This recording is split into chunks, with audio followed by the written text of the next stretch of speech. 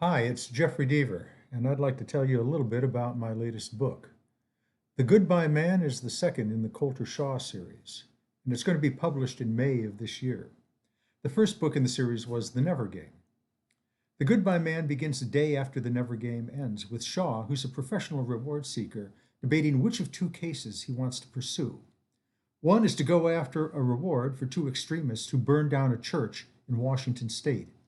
The other is to go after a clue he found in the Never Game about his father's mysterious murder a few years ago. He decides, though, it's best to track down the two extremists. They've disappeared into the wilderness of Washington. He does track them down with some rather disastrous consequences I don't want to give away now. But during the investigation, he stumbles on a strange enclave in the woods. Is it a harmless self-help group or a dangerous cult? Shaw has to find out. And it turns out that he can't quite get away from his father's murder entirely. At the end, we find those responsible, it seems, have been targeting him.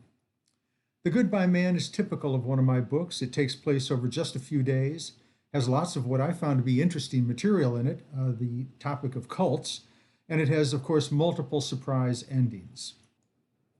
It's unusual for a novel of mine to keep me up late at night when I'm working on it. The Goodbye Man sure did that. And I have a feeling it's going to keep you up late at night reading it too. Thank you now.